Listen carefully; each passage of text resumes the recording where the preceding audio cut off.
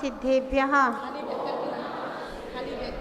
ओंकारं बिन्दुसंयुतं नित्यं ध्यायन्ति योगिनः कामदं मोक्षदं चैव ओंकाराय नमो नमः।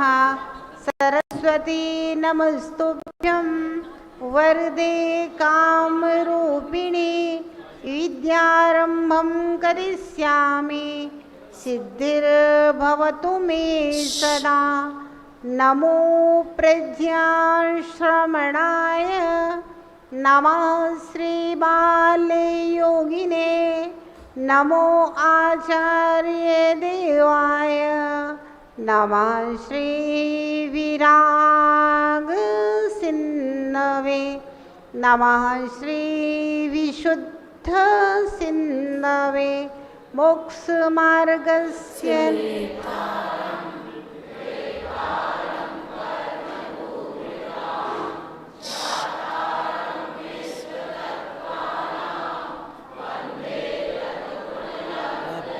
जय बोले अनंतानंद पंच परमेष्ठी भगवान ने की जय हो।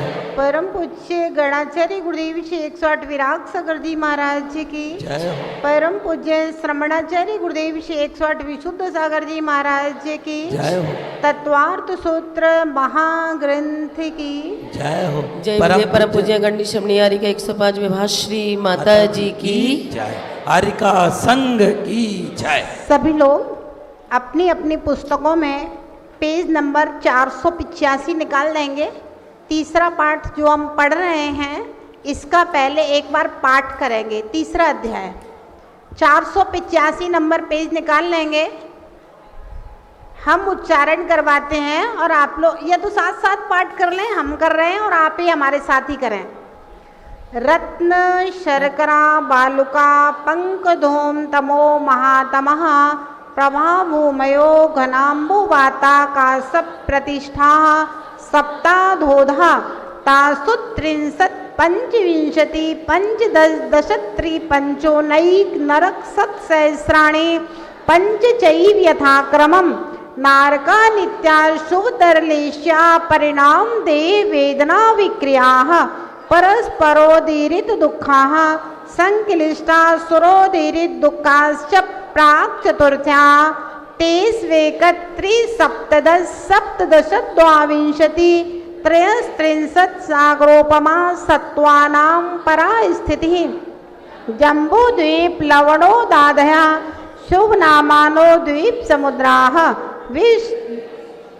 द्विर्द्विर्विस्कम्भः पूर्व पूर्व परिक्षेपणो वलयाकृत्यः तन्मध्ये मेरु नाभिर्वृत्तो योजन सत्सहस्र विस्कम्भो जम्बूद्वीपः भरत हैमवत हरिविधेय रम्यक हैरण्यवदैरावत वर्षा क्षेत्राणि तद्विभाजिनः पूर्वापरायता हिम्बन मायम्बन निषद नील रुक्मी शिखरिणो वर्षधर पर्वताः हेमार्जुन तपनीय वैडूर्य रजत हेममयाः मणि विचित्र पार्श्वा उपरि मूले च तुल्य विस्तारा पद्म महापद्म तिगिंच केशरी महापुंडरीक पुंडरीका हृदास्तेषामुपरि प्रथमो योजन सहस्रायामस्तदर्ध विस्कम्भो हृदा 10 योजनावगाः तन्मध्ये योजनं पुष्करं तद्द्विगुणद्विगुणा हृदा पुष्कराणि च तन्निवासिन्यो देव्या श्रीधृतिकीर्ति बुद्धि लक्ष्म्यः पल्योपमिस्थित्या ससामानिक परिषत्काः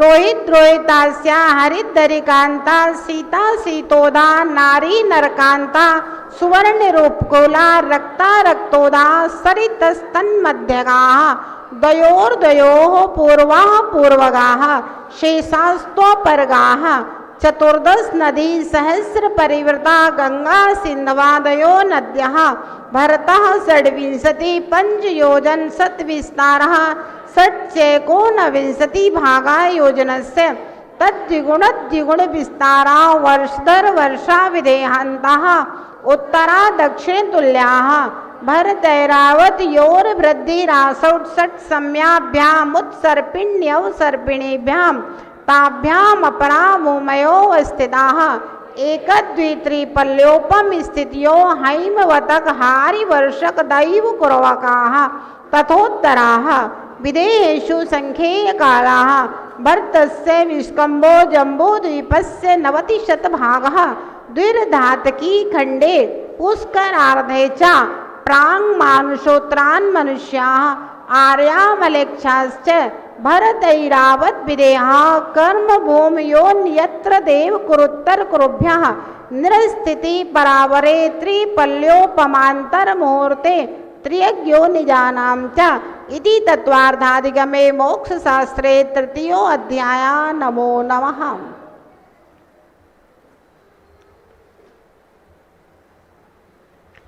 कल हम लोग देख रहे थे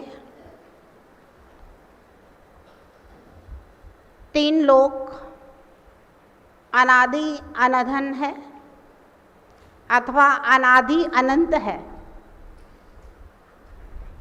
इस लोक को न किसी ने बनाया है, न कोई इसकी रक्षा करता है, न कोई इसका संहार कर सकता है और न ही इस लोक की व्यवस्था को देखने वाला विनोद भैया मैनेजमेंट करने वाला कोई ईश्वर नहीं है।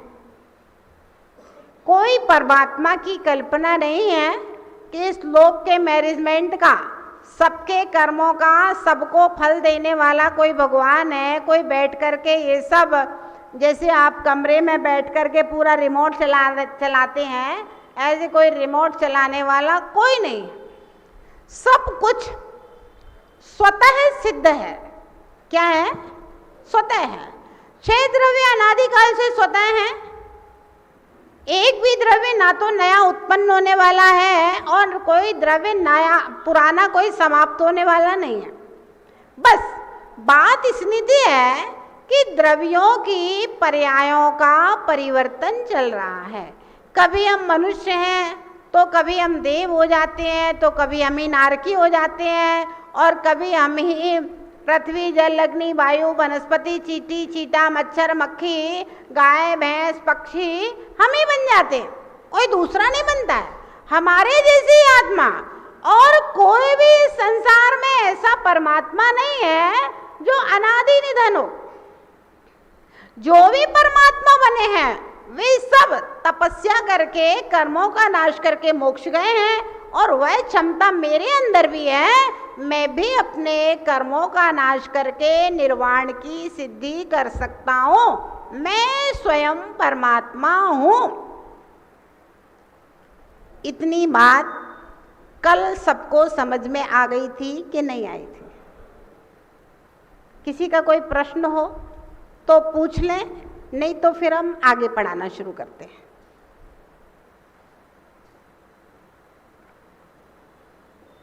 मतलब सबको सब समझ में आ गया है ना? देखो, अगर कोई कुछ नहीं पूछे तो उसके 2 मतलब होते हैं अशोक जी। या तो फिर सब समझ में आ गया या फिर कुछ भी समझ में नहीं आया। अब देखिए, कोटा के लोग बुद्धिजीवी हैं तो ऐसा तो हो नहीं सकता कुछ समझ में नहीं आया हो, है ना? तो इसका मतलब हम समझ रहे हैं कि सबको सब समझ में आ गया है। अब हम लोग आगे चलते हैं। कल हमने देखा था, जो आप लोग 12 भावना में हमेशा से पढ़ते आए हैं ना, 14 राजू उतंग नव लोक पुरुष संठान याबे जीव अनादि से भरमत है विन ज्ञान। 14 राजू ऊंचा लोक है। हम दोनों पैरों को फैला करके खड़े हो जाए तो लोक का आकार नीचे वैसा है। हम दोनों हाथों को अपनी नाभि के इर्द गिर्द रख करके खड़े हो जाएं तो बीच में मध्य लोक जहाँ पर है वहाँ पर लोक का आकार ऐसा है, और टेहोनी है वहाँ पर लोक का आकार उसी प्रकार का 5 राजू है और ऊपर जाकर के 1 राजू हो गया है। इसके बाद में, हाँ पूछिए, क्या पूछना है? डॉक्टर राजेश जी आगे आ जाओ, आगे ज्यादा समझ में आएगा। हाँ, क्या पूछ, खड़े हो गए। और उत्तर दक्षिण में लोक का आकार 7 राजू है।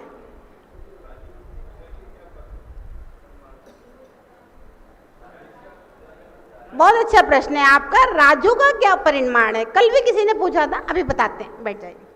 अब देखिए, जो बीचों बीच में हमें दिखाई दे रही है ये त्रस नाली है ना।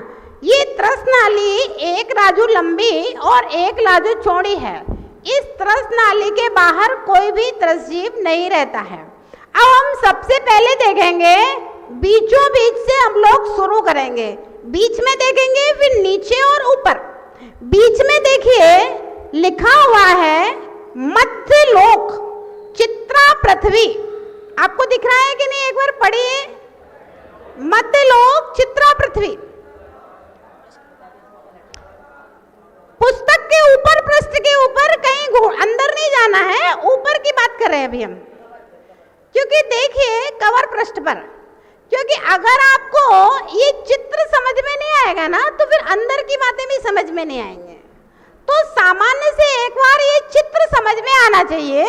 ये बीचों बीच में मध्यलोक लिखा हुआ है चित्रा पृथ्वी। ये जो चित्रा पृथ्वी है, ये रत्न प्रभा पृथ्वी का ऊपरी हिस्सा है। चित्रा पृथ्वी रत्न प्रभा पृथ्वी का ऊपरी हिस्सा है। हम लोग कहाँ रहते हैं? चित्रा पृथ्वी के ऊपर। एक विशेषता है, विज्ञान ये कहता है कि पृथ्वी गोल होती है, लेकिन भगवान महावीर के शासन में पृथ्वी सीधी फ्लैट होती है। अब दोनों बातें का कॉम्बिनेशन कैसे बैठे, तो इस विषय में विद्वानों ने रिसर्च किया कि आखिर ये दोनों बातें सत्य कैसे हों। तो जब चतुर्थ काल प्रारंभ होता है, उस समय एक बरसात होती है, और उस बरसात के समय जो चित्रा पृथ्वी ऊपर दर्पण की तरह होती है, इतनी बरसात होती है कि उसी समय उस पृथ्वी में ये प्रशांत महासागर, हिंद महासागर और जितने सागर अभी अपने देखने में आते हैं ना, ये सारे सागर उसी बरसात के कारण से बन जाते हैं। उसी समय ये पहाड़ वगैरह ये सारे के सारे बन जाते हैं, और उस बरसात के समय पृथ्वी 1000 योजन ऊपर उठ जाती है। हाँ, तो अब ऊपर जो उठी हुई पृथ्वी है, उस पृथ्वी के ऊपर हम लोग रहते हैं। अब आप देखिए, जब कभी बरसात हो और मिट्टी ऊपर उठ जाए तो कैसे में उठती है? थोड़ा सा इस टाइप का आकार रहता है, मिट्टियों के जो ढेर लगते हैं किसी भी चीज के। तो हो सकता है जो ऊपर उठी हुई पृथ्वी है वो हल्की सी इस तरह से हो, तो विज्ञान मानता है कि पृथ्वी गोल है, ऊपर नीचे इस तरह से, क्योंकि ऊपर उठी हुई पृथ्वी है। जिस समय प्रलय होगा, अभी ये विषय अपना तत्वार सूत्र के 3रे अध्याय में आएगा, प्रलय कैसे होता है। जिस समय प्रलय होगा उस समय 7 दिन तक बरसात होगी, 7 दिन तक अग्नि बरसेगी, 7 दिन तक, तो ये संबर तक वायु चलेगी। जितने भी पहाड़, समुद्र, ये सब एकामेक हो जाएंगे उस समय। और उस समय जब 7 दिन में अग्नि बरसेगी तो पूरी पृथ्वी जल जाएगी। उस समय चित्रा पृथ्वी दिखने लगेगी, फिर से दिखने लगेगी चित्रा पृथ्वी। तो ऐसा हो सकता है कि जो चित्रा पृथ्वी के ऊपर वाला हिस्सा है जिसके ऊपर हम रहते हैं, वो हल्का सा पठार टाइप का, पहाड़ नहीं, पठार टाइप का होता है ना, थोड़ा हल्का सा उठा हुआ हिस्सा बीच में इस तरह से हो सकता है। ऐसा विद्वानों की मान्यता है। बड़ी बड़ी गोष्ठियों में इस प्रकार के निर्णय बैठते हैं तो लिए जाते हैं। तो चित्रा पृथ्वी मध्यलोक है ना। अब मध्यलोक के विषय में हम बाद में पढ़ेंगे। इतना समझ लीजिए, ये चित्रा पृथ्वी है, इसके ऊपर मध्यलोक है। यहाँ पर 5 मेरु संकेत के लिए बना दिए गए हैं कि ये मध्यलोक है। अब हम नीचे चलते हैं। तो सबसे पहले रत्न प्रभा पृथ्वी। इस रत्न प्रभा पृथ्वी के 3 भाग, खर भाग, पंख भाग और अबहुल भाग। बादामी से कलर का खर भाग बनाया गया है, फिर पंख भाग बादामी से कलर का है और पिंक कलर का अबहुल भाग है। अब देखिए इसमें खर भाग और पंख भाग में भवनवासी और व्यंतर देवों के बहुत बड़े बड़े सोने चांदी के रत्नों के भवन बने हुए हैं। 7,72,00,000 भवन हैं जिनमें भवनवासी और व्यंतर देव रहते हैं। और ये भवन छोटे मोटे नहीं है, हजारों किलोमीटर लंबे चौड़े असंख्यात योजन के भवन है, साधारण भवन नहीं है ये। और अबहुल भाग जो है इसमें धम्मा नाम का पहला नरक है, लिखा है ना बीच में धम्मा। इसके बाद में खाली सफेद कलर का छोड़ा हुआ है, ये असंख्यात योजन का आकाश है। फिर उसके बाद में शर्करा प्रभा पृथ्वी है जिसमें बंसा नाम का नरक है। फिर उसके बाद में आकाश है, फिर बालुका प्रभा पृथ्वी है जिसमें मेघा नाम का नरक है, फिर आकाश है। फिर पंख प्रभा पृथ्वी है जिसमें अंजना नाम का नरक है, फिर आकाश है। फिर धूम प्रभा पृथ्वी है जिसमें अरिष्ठा नाम का नरक है, फिर आकाश है। फिर तम प्रभा पृथ्वी है जिसमें मघवी नाम का नरक है, फिर आकाश है। फिर महातम प्रभा नाम की पृथ्वी है जिसमें माघवी नाम का नरक है। उसके नीचे एक राजू की कलकल भूमि है जिसमें नित्य निगोदिया जीव अनादिकाल से रह रहे हैं और अनंत काल तक रहेंगे। ध्यान से सुनना अब जो हम सुना रहे हैं उसको। इस कलकल भूमि में से 6 महीने 8 समय में, कितने दिन में? 6 महीने 8 समय में 608 जीव निकल करके आते हैं। कितने? 608। और 608 जीव अढ़ाई द्वीप से कहीं से भी, अढ़ाई द्वीप में कहीं से भी कोई भी मुनिराज बन करके केवल ज्ञान प्राप्त करके सिद्धालय में विराजमान होते हैं। अब इस लोक में जीवों की संख्या न कम होती है और न ज्यादा होती है, कलकल भूमि से घट रही है और सिद्धालय में जाकर के बढ़ रही है। लोक में ज्यों का त्यों। लोग पूछते हैं माता जी जब जीव मोक्ष जाते रहेंगे, मोक्ष जाते रहेंगे, मोक्ष जाते रहेंगे तो फिर तो पूरा संसार खाली ही हो जाएगा। भैया संसार कभी खाली नहीं होगा। आलू खाते हो आप? प्याज खाते हो? लगता है आलू खाने वाले लोग तत्वार सुक्ति क्लास में नहीं बैठे हैं ना। छोड़ दिया? अच्छा, विनयश्री का इतना प्रभाव हुआ है कि आलू छोड़ दिए सब। बहुत बढ़िया। विनयश्री को एक आध दिन बीच बीच में क्लास दे दिया करेंगे जिससे आलू खाते हैं, खाते हो खाओ, लेकिन समझ लो, है ना, समझने में कोई बुराई नहीं है। अंकित भैया, रितेश भैया, खाना है तो खाते रहना। विनोद जी आलू आजीवन त्याग है, तब तो फिर अच्छे से सुनो। हमारा सवाल ये था कि अगर सारे जीव क्रम क्रम से मोक्ष चले जाएंगे तो फिर तो संसार में कोई बचेगा ही नहीं, खाली हो जाएगा संसार। तो संसार कभी खाली नहीं होगा। कैसे नहीं होगा वो हम आपको बता रहे हैं। एक आलू, उसको बोलते हैं स्कंद। क्या बोलते हैं? एक स्कंद के अंदर असंख्यात आवास होते हैं। अंडर, असंख्यात अंडर, मतलब आप आलू के असंख्यात टुकड़े करो तब एक अंडर होगा। एक एक अंडर में असंख्यात आवास होते हैं। एक एक आवास में, लिखो नहीं, किताब में सब लिखा हुआ है, अभी हम बता देंगे कहाँ लिखा है।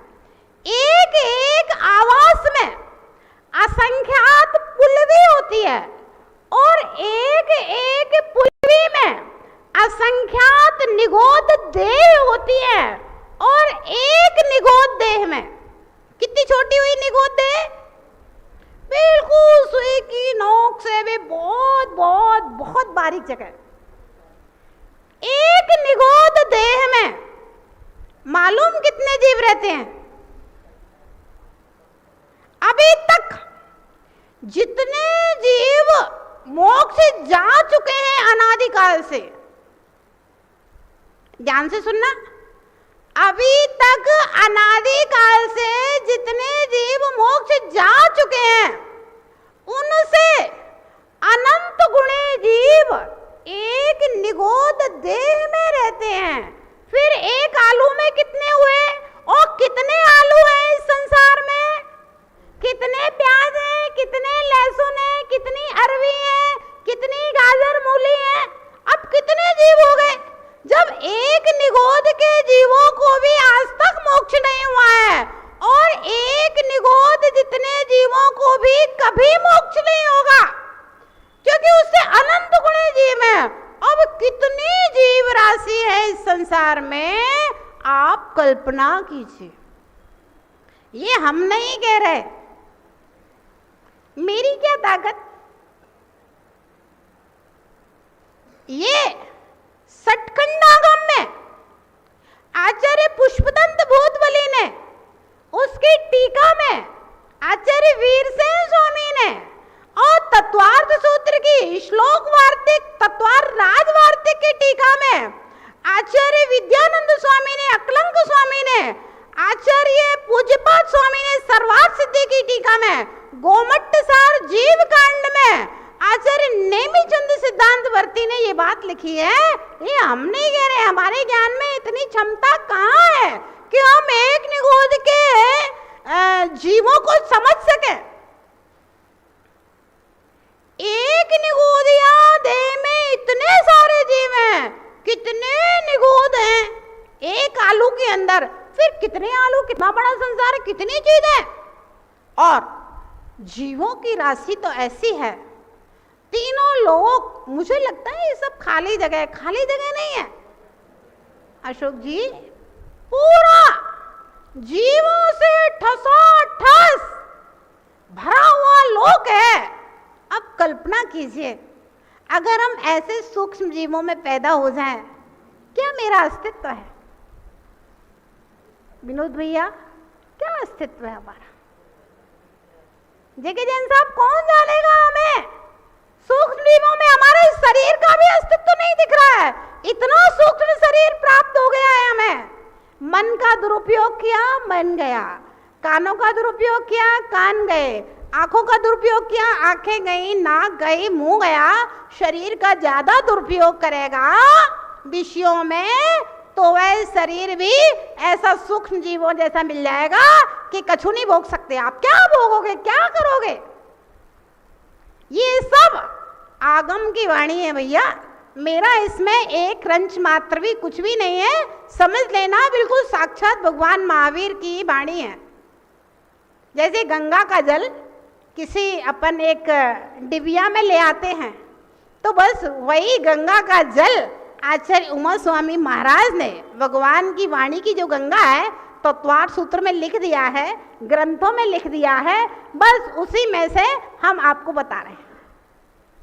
कितनी जीव राशि है, पढ़ते हैं ना पूजन की लाइनों में, कित निगोद कित नार की कित त्रियंश ज्ञान, आज धन्य मानुष वयो पायो जिनवर धान। हे भगवान, कितने अनादिकाल से हम निगोदिया में रहे, नारकियों में रहे, कितने अज्ञान त्रियंशों में रहे, आज ये मनुष्य जन्म पा करके ये तत्वार्थ सूत्र पढ़ रहे हैं, आपकी वाणी सुन रहे हैं, दिव्य ध्वनि सुन रहे हैं, भगवान की उपदेश सुन रहे हैं जो भगवान ने कहा है। मेरा परम सौभाग्य, धन्य हो गया मेरा जीवन, आज मुझे आत्मा के बारे में, अपनी आत्मा की व्यवस्था सुनने के लिए मिल रही है। नहीं तो हम तो शरीर को ही आत्मा मान रहे थे और जो मिला है उसे हाय हाय इकट्ठा करो, नीति से अनीति से जैसे बने वैसे इकट्ठा करो, कुछ नहीं होना। आंख खुली, सपना गया, आंख खुली, सपना गया, आंख मूंदी, अपना गया। सो रहे थे, सपने में चक्रवर्ती हो गए थे। 6 खंड के अधिपति 96,000 रानियां सेवा कर रही थी। आंख खुली, सपना गया। आंख मूंदी, जिसको अपना कहते हो, शरीर, संपत्ति और संबंध कमा कमा करके रख लो। आंख मूंदी, अपना गया। 2 दिन का मेहमान है तो श्वास रुकी, दफना गया। इस शरीर को भी दफना दिया जाएगा, कुछ नहीं बचने वाला। फिर वही जैसे कर्म किए हैं, नरक में जाएगा कि निगोद में जाएगा, आत्मा कहां जाएगा?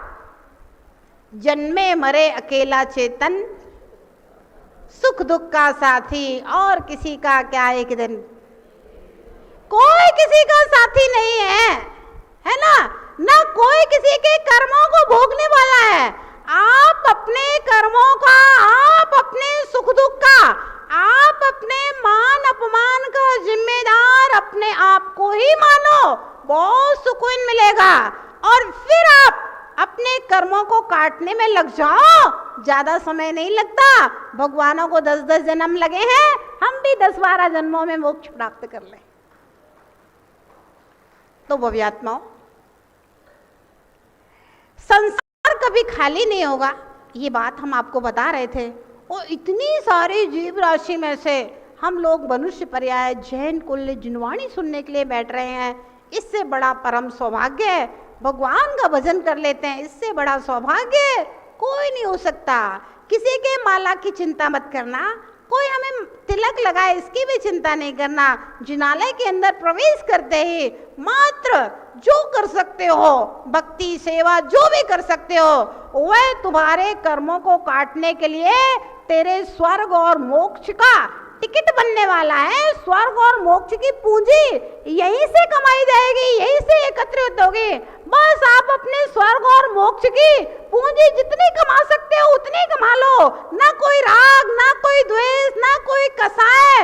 मंदिर में गेट में प्रवेश करते हुए एकदम सरल सहज हो जाओ। दुनिया में जो करना है सो आप करना, दुकान पे घर में जो करना है सो करो, लेकिन जिनालय के गेट में प्रवेश करने से करते ही छल कपट राग द्वेष क्रोध अहंकार सब त्याग दो, एकदम सरल होकर के।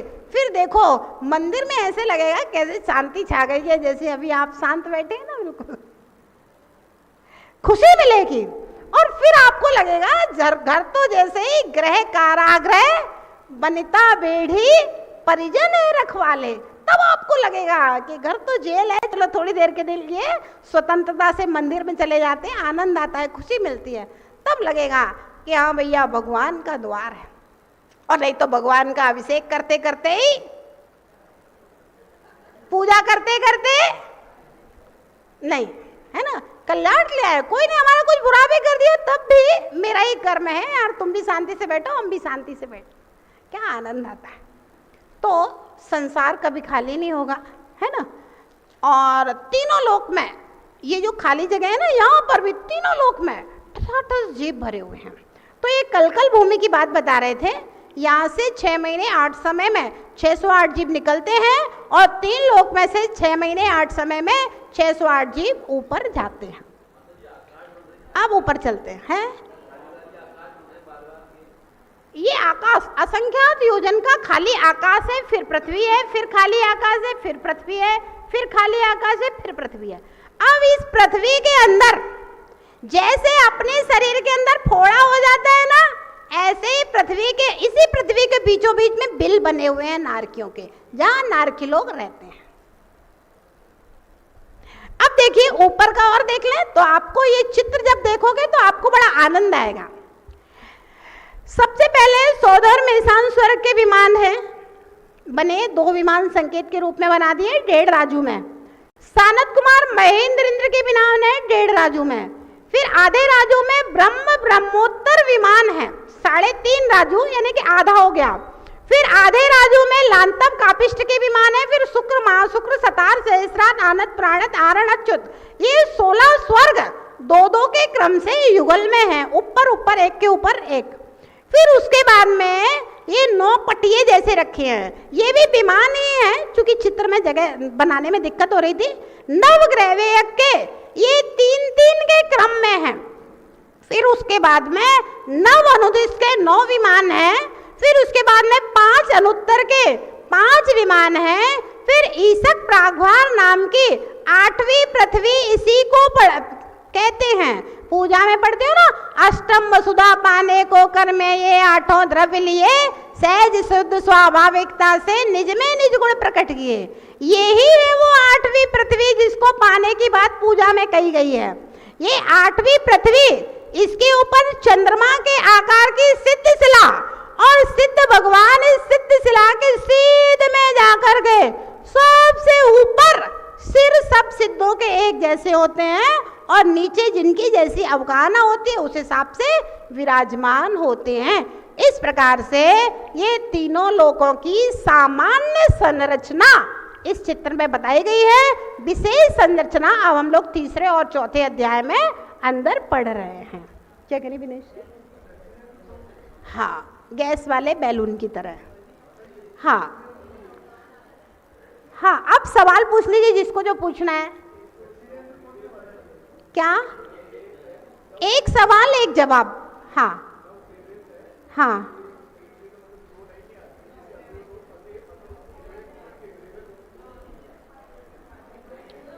ऐसा है, नवग्रहवेयक जो है ना, ये 3-3 के क्रम में है।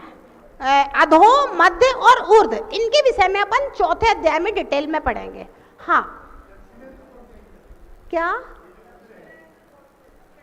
दक्षिणेंद्र, सौधर्म, सानत कुमार, ब्रह्म, लांतव, शुक, शतार, आनत और आरण, ये सब दक्षिणेंद्र है।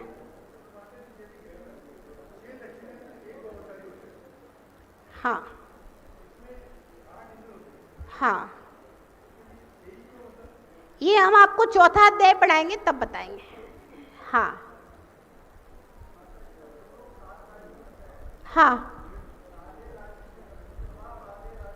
हाँ हाँ हाँ,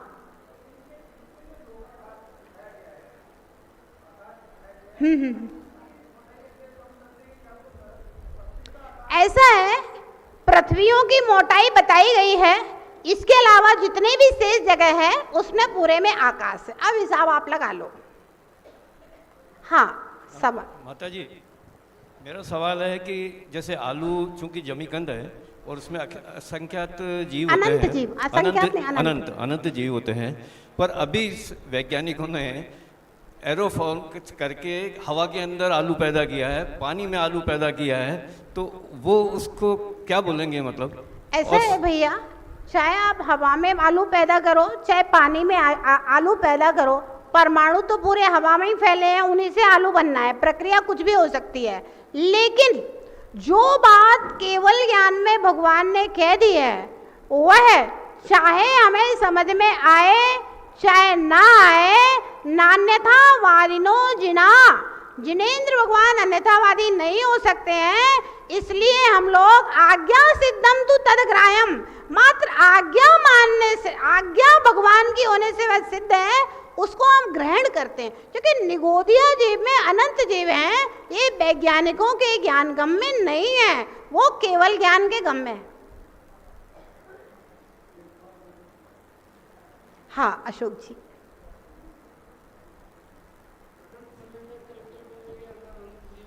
हाँ, तो उनका जो ज्ञान का क्षोभ समय है वो कैसा होता है?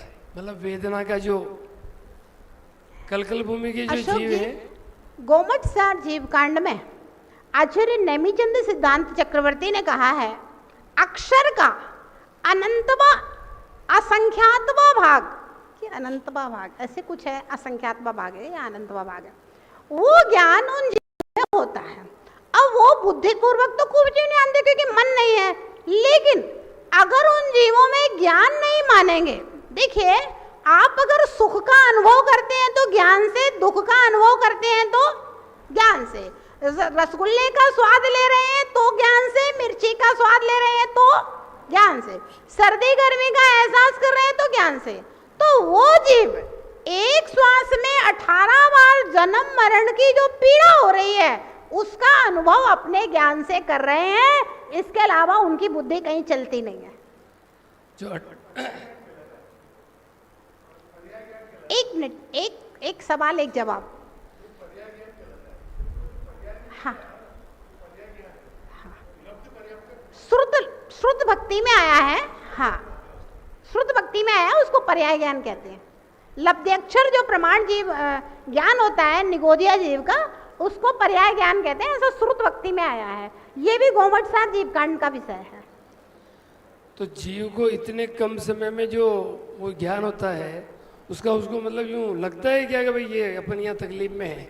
ना ना, कुछ नहीं लगता। बस जैसे एक उदाहरण देते हैं हम आपको, जैसे अपने कानों में कपड़ा घुसा दो, आंखों को बांध दो, मुंह को बंद कर दो, नाक को बंद कर दो, हाथ पांव को अपने को बांध दो और एक उसकी चमड़े की मशक में बंद कर दें और अपने ऊपर उबलता हुआ पानी डाला जाए और बड़े बड़े सरियों से अपने को पीटा जाए, मोटे मोटे सरियों से। अब अपन वेदना का अनुभव तो करेंगे, लेकिन ना अपन बोल सकते हैं ना कुछ सकते हैं, और अपने पास तो मन है तो अपन सोच सकते हैं, वो सोच भी नहीं सकते, केवल वेदना का अनुभव करते हैं और इसके अलावा उनके पास कोई दूसरा काम नहीं है। उससे भी अनंत गुणी वेदना उस निगोदिया जीव को होती है। और हमारी आत्मा विनोद भैया अनंत काल तक उस निगोद अवस्था से निकल करके आई है। पृथ्वी जल अग्नि वायु वनस्पति त्रियंश होते होते मनुष्य पर्याय में आ गई। हाँ, क्या पूछना है?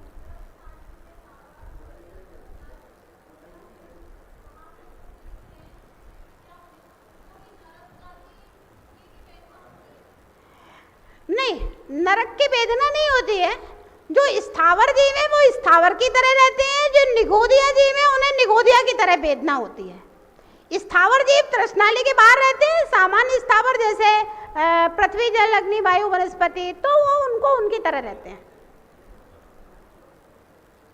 हाँ जी, किजन साहब।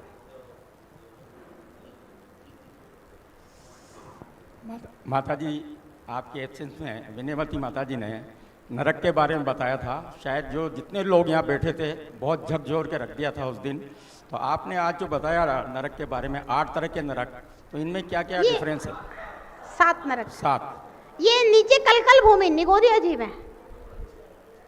निगोदिया जीव एक श्वास में 18 बार जन्म मरण करते हैं, वे निगोदिया जीव है। इनका वर्णन अभी दूसरे अध्याय में आएगा डिटेल में। इनमें क्या डिफरेंस है? डिफरेंस है, नारकी जीव मन सहित है। नारकी जीव एक दूसरे से लड़ते झगड़ते हैं, मार काट करते हैं, गाली गलौज करते हैं, संगी पंचेंद्री जीव है ना। लेकिन निगोदिया जीव एक इंद्रिय जीव हैं और वे साधारण मतलब एक शरीर में अनंत जीव है। यहाँ पर एक आदमी दूसरे आदमी के साथ नहीं रहना चाहता, हॉस्टल में एक बच्चा अपने फ्रेंड के साथ नहीं रहना चाहता। ये जो इतने लड़ने झगड़ने वाले जीव हैं, किसी को एडजस्ट नहीं करते हैं, किसी के साथ नहीं रहते हैं, ये जब निगोद में जाएंगे तो एक सुई की नोक प्रमाण स्थान पर अनंत जीव एक साथ जन्म, एक साथ मरण, एक साथ आहार ग्रहण करते हैं, एक साथ श्वासोच्छ्वास करते हैं। निगोदिया जीव की स्थिति नारकी जीव से ज्यादा खराब है। नारकी जीव को कल्याण का मार्ग है, कोई संबोधन दे सकता है, सम्यक दर्शन प्राप्त कर सकता है, लेकिन निगोदिया जीव की तो दशा बिल्कुल ही खराब है। हाँ, वंदा भी माता जी। माता जी, पहले मेरी सोच थी पर अब नहीं है। हाँ, पहले सोच थी पर अब नहीं है। मेरा प्रश्न ये है कि हर आदमी सोचता है कि अभी तो खा लो यार, नरक किसने देखा है। अभी आप आलू भी खा लो, समोसे खा लो, लहसुन प्याज सब खा लो। मैंने कहा कि पहले थी अब नहीं है सोच मेरी, लेकिन अधिकतर आदमी की सोच यही होती है कि यार नरक किसने देखा है, क्या यातनाएं मिलेगी, नरक होता है नहीं होता है। आदमी सोचता है कि अभी तो खाओ मस्त रहो, कि इतना कमा रहे हैं, काय के लिए कमा रहे हैं, खाओ पियो और मस्त रहो। तो मेरा प्रश्न ये है माता जी कि सही बात है कि नरक में क्या होगा, कितनी यातनाएं आपने बताया, और भगवान की वाणी है ये, और जो इसमें लिखा है वो सत्य है। मैंने ये कहा कि पहले सोच थी पर अब नहीं है, तो ठीक है भगवान की वाणी है, अपन ने अब मान लिया कि भाई भगवान की वाणी है।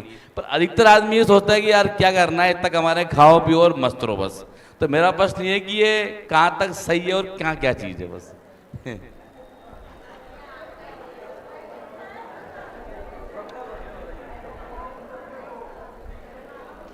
ऐसा है रितेश भैया,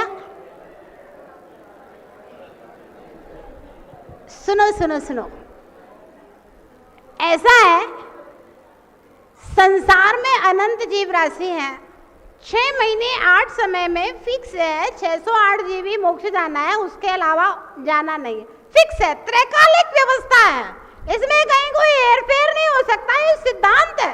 हाँ, मतलब हमारे आगम में राजेश जी ऐसे ऐसे सिद्धांत लिखे हुए हैं जिनमें कोई परिवर्तन नहीं होगा, वो बस भगवान की वाणी है, एकदम परम सत्य है। ऐसे ऐसे सिद्धांत हैं, अभी तो कुछ नहीं है, ये आपने क्या पढ़ा है नरक को? कुछ नहीं पढ़ा। आप जैसे जैसे घुसते जाएंगे, पढ़ते जाएंगे, आपको समझ में आएगा कितना सूक्ष्म संसार है। हमने अभी लब्धिसार छपड़ासार ग्रंथ पढ़े, उन ग्रंथ में लब्धिसार ग्रंथ जो है स्पेशल, मात्र 6 चीजों का वर्णन है। सबसे पहला उपसम सम्यक दर्शन कैसे होता है, मतलब एक क्षण के लिए मुझे सम्यक दर्शन कैसे होता है, उसकी इतनी लंबी प्रक्रिया है, एक क्षण के लिए मात्र, ज्यादा देर नहीं, एक क्षण के लिए। फिर उसके बाद में उपसम सम्यक दर्शन, फिर उपसम श्रेणी, फिर इस तरह से। तो उसमें बताया है 1 सेकंड का असंख्यातवां समय। कितना समय? 1 सेकंड का असंख्यातवां समय। हमारे जैसे आप लोग पढ़ रहे हैं, अभी पहली बार सुन रहे हैं, जैसे रितेश भैया ने कहा पहले मेरी ऐसी धारणा थी, अब नहीं रही। अब बताओ, अभी तो 4 ही दिन क्लास को हुए हैं 4 महीने में कितनी धारणाएं बदल जाएंगी, किन किन की सोच। क्योंकि जब हम पहली बार जिनवाणी को सुनते हैं उस समय विशुद्धि बढ़ती है, अरे ऐसा भी होता है, इतना होता है। हमने जब पहली बार ये नरक निगोद का वर्णन पढ़ा था ना, तभी मुझे वैराग्य हो गया था। उस समय हम 15 साल के थे और हमने सोच लिया था कि भैया इतना भ्रमण करके ये जीवन पाया है और कहीं शादी विवाह के चक्कर में पड़ गए तो जिंदगी खत्म हो जाएगी। अपने को तो भगवान बनने के पथ पर चलना है और दूसरों को भगवान बनने के मार्ग में लगाना है, बस एक ही काम है जिंदगी का लक्ष्य। 15 साल की उम्र में पहली बार मैंने जब आपको जो बता रहे हैं ये बातें सुनी थी, तो हमने 15 साल की उम्र में ये निर्णय कर लिया था। तो देखिए, आप जब ये सब सुन रहे हैं, अंतरंग में आपको कुछ महसूस हो रहा है कि नहीं हो रहा है? यहाँ आके बैठ के हो रहा है कि नहीं हो रहा है? जो महसूस हो रहा है उससे एक समय में जितनी विशुद्धि बढ़ती है, कर्म की निर्जरा होती है, दूसरे समय में अनंत गुणी अनंत गुणी अनंत गुणी अनंत गुणी, मतलब 1 सेकंड में कितनी निर्जरा हो गई कर्मों की, 1 घंटे में कितनी निर्जरा हो गई कर्मों की। 1 घंटा आप यहाँ रोज आए, 1 घंटे में कितनी निर्जरा। यहाँ से जाके आप सोच रहे हैं, हो सकता है पलंग पे लेटे लेटे रात में ये बातें दिमाग में कभी ऐसे घूमती हैं कि ऐसा होता है ऐसा होता है। ये निर्जरा जो चल रही है, ये कर्म की निर्जरा आपके सम्यक दर्शन में कारण बनेगी, और वह सम्यक दर्शन की विशुद्धि, बस यही से आपका मोक्ष पक्का हो जाता है। यहीं से आपका मोक्ष पक्का हो जाता है। लेकिन सबके लिए नहीं होगा। जिसकी होनार अच्छी है, अगले चतुर्थ काल में जिसको निर्वाण की सिद्धि होना है, उसी के लिए होगा। नहीं तो हम उदाहरण देते हैं ना, आदिनाथ जैसा वक्ता, समूह शरण जैसी सभा, यहाँ तो कुछ नहीं है। आदिनाथ जैसा वक्ता, तीर्थंकर जैसा सबसे श्रेष्ठ वक्ता, तीर्थंकर से बड़ा कोई दूसरा वक्ता नहीं होता, और समोसरण से बड़ी कोई दूसरी सभा नहीं होती। और तीर्थंकर का अपना पोता मारीच, वो भगवान की बात सुनने के लिए नहीं तैयार नहीं है, क्योंकि होनहार नहीं है, चला गया समोसरण छोड़ करके मारीच। लेकिन फिर शेर की पर्याय जैसा श्रोता, शेर जैसा क्रूर आदमी किसी की बात सुनता है क्या? शेर जैसा श्रोता और तीर्थंकर भी नहीं थे, वहां तो चारण नीतिधारी दो मुनि थे। उनकी बात को सुन करके आंखों से अश्रु बहाता है, पश्चाताप करता है, और मांस का त्याग कर दिया, रात्रि भोजन का त्याग कर दिया, वह शेर व्रती हो गया और वह शेर महावीर बन गया।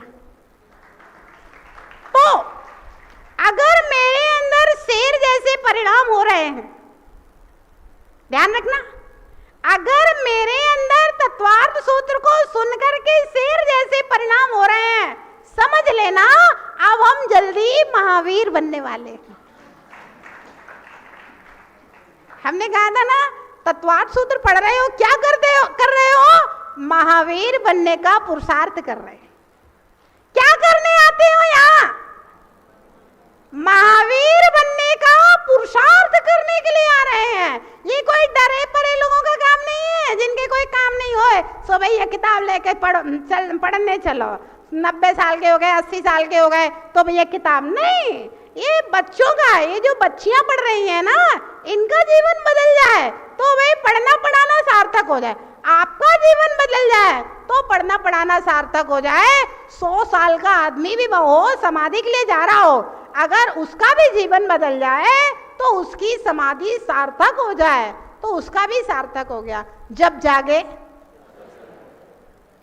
तभी सवेरा, है ना।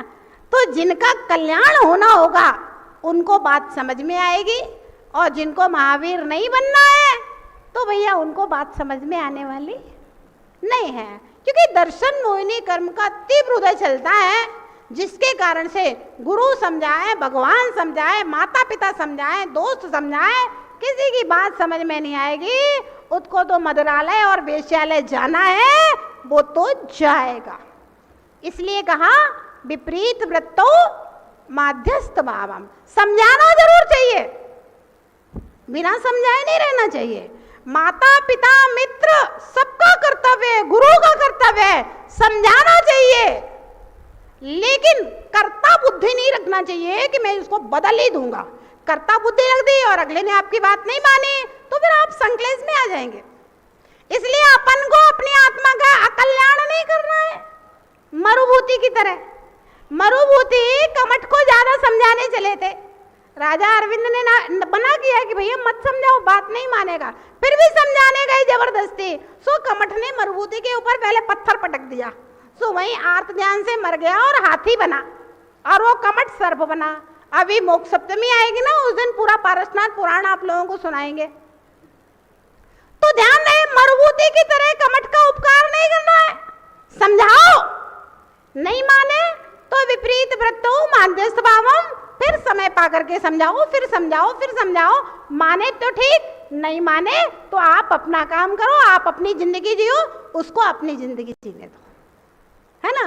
तो अगर जिनके पुण्य का उदय आएगा वे ही समझ पाएंगे। अब रितेश भैया को हमने कहा नहीं क्लास में बैठो बैठो बैठो, अब आप बैठ गए तो आपका पुण्य का उदय है। हरसोरा जी पुण्य का उदय है, जो आ गए। विनोद जी को बोला भैया विनोद जी क्लास में बैठो, बोले माता जी आप तो हमसे काम करवा लो, ये पढ़ाई लिखाई तो हमारी श्रीमती जी के जिम्मे में है। तो मैंने कहा नहीं बैठो आप लोग, जितने भी लोग आ रहे हैं विस्तार नगर योजना से, तलवंडी से, ये ललित भैया, पवन भैया, कितने लोगों को लेके आते हैं, रिद्धि सिद्धि नगर वाले, सब ये सब महावीर बनने वाले हैं। इसलिए उस शेर की तरह यहाँ बैठ करके जिनवाणी सुन रहे हैं। अगर महावीर बनने की भवितव्यता राजेश जी आपकी नहीं होगी तो आप आज आए हो, कल से नहीं आओगे, और अगर महावीर बनने की योग्यता होगी तो आप आज आ गए हो तो पूरे 4 महीने रोज आओगे। जिन जिन की महावीर बनने की योग्यता है, भवितव्यता है, वे ही 4 महीने आएंगे, और जिनकी भवितव्यता नहीं है, कोई ना कोई बहाना बना करके भी अपने घरे टिक जाएंगे। तो ये होनहार की बात है। होनहार अच्छी है, इसलिए अपन सब एक साथ बैठे हुए हैं। होनहार खराब होगी तो नहीं बैठ सकते। ये जिनवाणी है, ध्यान रखना। आप लोग सोच रहे होंगे माता जी इतने धीरे धीरे पढ़ाएंगी तो इतनी मोटी किताब पूरी कैसे होगी। आप किताब पूरी करने का टेंशन जरा सा भी नहीं लो, वो टेंशन हमारा है किताब कैसे पूरी करना है ना। किताब तो पूरी लोग 10 दिन में 10 अध्याय पढ़ा करके भी कर देते हैं। यहाँ तो अभी 8 दिन हो गए, 1 अध्याय 2 लाइनें हुई हैं अभी, है ना। महत्वपूर्ण किताब पूरी करना नहीं है। ऐसी तो तुम लोगों ने हर पर्यूषण में पूरी तत्वार्थ सूत्र की किताबें पंडितों के द्वारा पढ़ते रहते हो, लेकिन उससे कोई फायदा नहीं होता है। फायदा तो होता है, पुण्य कर्म का बंद होता है, लेकिन आत्मा में जो बातें जाती हैं वो धीमे धीमे जो बरसात होती है उससे भूमि उपजाऊ होती है, फिर उसमें खेती होती है। इकट्ठा बरसा और पूरा बह गया। थोड़ी देर के लिए लगता है कि ठंडक हो गई है, लेकिन वो बह जाता है। हल्की हल्की बरसात होती रहती है। धीमे धीमे पढ़ोगे, आप भले 2 अध्याय पढ़ो, लेकिन आपको लगेगा कि नहीं बहुत अच्छी चीज है। आपकी जिज्ञासा रहेगी कि भाई बचे हुए 8 अध्याय भी पढ़ना है। मान लीजिए चतुर्मास में 5 अध्याय हुए, आपकी जिज्ञासा रहेगी 5 अध्याय कभी कोई हम नहीं कोई दूसरा मिलेगा उससे पढ़ोगे, या कभी हमारा ही दोबारा लौट करना हुआ तो आप दोबारा पढ़ोगे, है ना। जब 2 से तीसरा चतुर्मास हो सकता है तो चौथा भी हो सकता है। तो इसलिए जितना पढ़ो भगवान की वाणी अपने अंदर ऐसे जाना चाहिए जैसे साक्षात तीर्थंकर की वाणी है, और आप ऐसी जिज्ञासा बना करके रखो कि हे भगवान अभी मुझे माताजी के मुख से सुनने के लिए मिल रही है। मेरा ऐसा सौभाग्य हो, जब भी भगवान के दर्शन करते हो प्रार्थना किया करो, मेरा ऐसा सौभाग्य हो मैं साक्षात आपकी वाणी सुनूं, क्योंकि जहां चाह आज अगर भावना भाओगे तो निश्चित अगले जन्म में समूह शरण में अपन लोग बिल्कुल ऐसे ही बैठे होंगे, सीमंदर स्वामी के समूह शरण में जैसे यहाँ बैठे हैं ऐसे ही। क्योंकि सामूहिक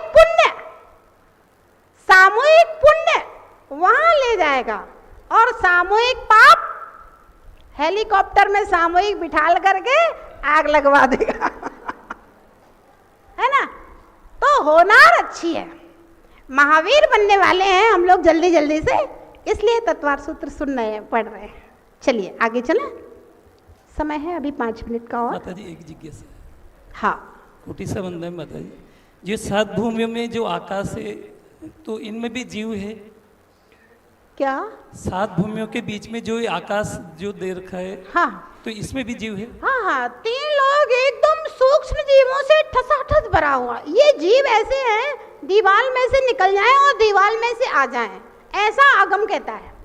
सूक्ष्म नाम कर्म का उदय होता है, ऐसा शरीर होता है कि दीवाल में से पहाड़ के बीच में से निकल जाए और पहाड़ के बीच में से निकल आए, ऐसे सूक्ष्म जीव होते हैं। ठसाठस भरा हुआ है 3 लोग, कहीं भी जगह खाली नहीं है जीवों से। साथ ही जैसे आपने निगोदिया जीवों के 8-10 बार का जो जन्म मरण का बताया, तो इसमें अपर्याप्तक जीवों का ही होता है या पर्याप्तक जीवों का भी होता है? पर्याप्तक अपर्याप्तक सबका होता है, सबका। बंधन। चलिए आगे चलते। कौन से पेज नंबर पे माता जी पढ़ा रही थी जरा बताना आप लोग। 132 नरकों दूसरा पेज नंबर बोलिए, कहाँ से पढ़ना है? 132। नारकियों के लेश्या आदि के दुख। नारका नित्या शुभतर लेश्या, नारका नित्या शुभतर लेश्या, परिणाम देह वेदना विक्रियाः। पढ़िए एक साथ।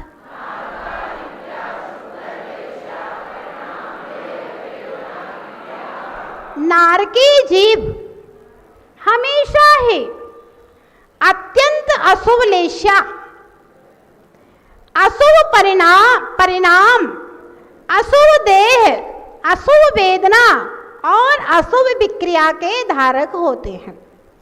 नारकी कैसे होते हैं सवाल है।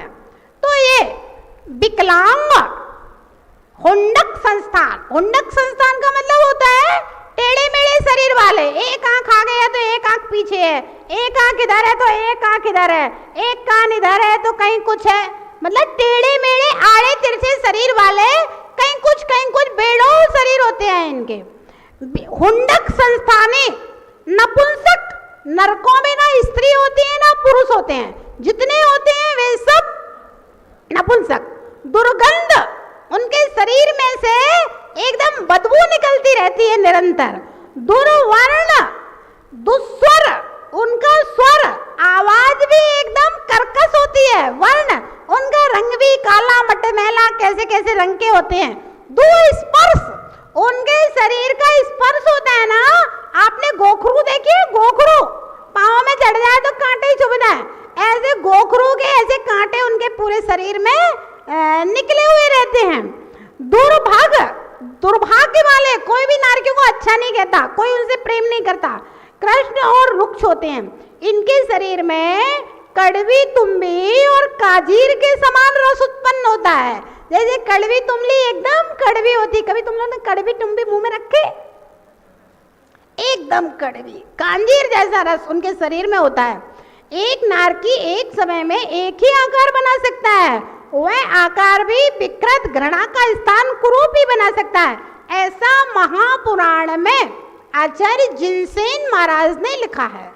देखिए ये ग्रंथों के प्रमाण भी आप समझते जाइए। हम बोलते हैं संकेत लिखे हुए हैं क्योंकि ये पुस्तक ऐसे साधारण नहीं लिखी गई है। बड़े बड़े आचार्यों ने, जो 1000 वर्ष पुराने आचार्य हैं, उन्होंने जो वर्णन किया है उन आचार्यों की पुस्तकों से यहाँ लिखा हुआ है, और पुस्तक का नाम भी संकेत में दे दिया गया है, जिससे बात आपको लगे कि बिल्कुल भगवान की बात पढ़ने के लिए बैठे हैं, भगवान की वाणी सुनने के लिए यहाँ बैठे हैं। नारकियों की नित्य अशुभ तर लेस्या, त्रियंचों में जो अशुभ लेस्या है, त्रियंचों में शेर वगैरह में सांप जैसे जरा पैर पड़ जाए एकदम भुसकार के मारने के लिए दौड़ता है, उससे अत्यधिक अशुभ कृष्ण नील कापोत लेस्या नारकियों में है। नीचे नीचे के नरकों में अशुभ लेस्या की प्रकर्षता से अधिक संक्लेश भाव होते हैं। जैसे जैसे नीचे के नरक में जाएंगे उतने ज्यादा। नारकियों के अशुभतर परिणाम से यहाँ स्पर्श रस गंधवर्ण शब्द लिए गए हैं। ये क्षेत्र विशेष के निमित्त से अत्यंत दुख के कारण अशुभतर है, ऐसा सर्वार्थ सिद्धि ग्रंथ में आचार्य पूज्यपाद महाराज के द्वारा लिखा गया है।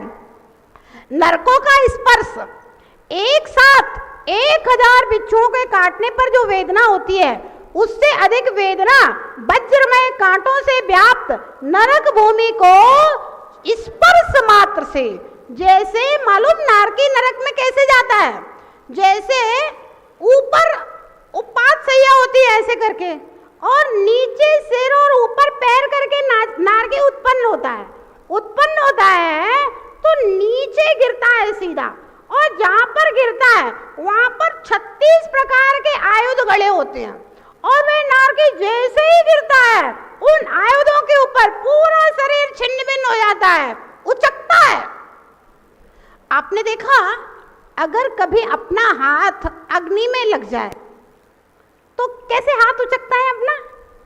ऐसे अपन अलग नहीं करते हैं, वो स्वतः अलग हो जाता है। तो ऐसे ही नारकी जब छूता है उचकता है, 500 योजन तक उचक जाएगा, फिर नीचे, फिर ऊपर, फिर नीचे, फिर ऊपर, फिर चीखेगा, फिर चिल्लाएगा, फिर जब लगता है यही रहना है तब पर वह स्थिर होता है। फिर उसको देखता है कहाँ क्या है, क्या हो रहा है। दूसरे नारकी देखते हैं, ओ चीखने की आवाज आ रही है, कोई नया नारकी पैदा हुआ है। अब वो उसको हैरान करने के लिए आ जाएंगे, परेशान करने के लिए, रैकिंग करने के लिए। नारकी को कष्ट देता है, पीड़ा देता है। असुर को मार के देखेंगे, अरे कोई नया नारकी आया, अब इसके मजे लेते हैं। यहाँ पे जैसे लोग एक दूसरे के मजे लेते हैं ना, जो यहाँ दूसरों के मजे लेते हैं, नरक में जाके उनके दूसरे लोग मजे लेते हैं। दूसरे नारकी सब एक दूसरे के मजे ले रहे हैं, है ना। जिसका स्पर्श संपूर्ण शरीर को दुख का कारक है, अस्वाभिनी है और जिसमें खिरने वाली अग्निकणों के सदृश रज मिश्रित है, ऐसी वायु नित्य वहां बहती रहती है। समय आपका हो गया, आगे हम लोग कल देखेंगे नारकियों की अशुभ देह कैसी होती है। जय बोलिए महावीर भगवान की। 9 बार नमोकार पढ़ लीजिए और जिनको इमरजेंसी काम है ना, वो लोग फटाफट 2 मिनट के अंदर मौन पूर्वक नीचे चले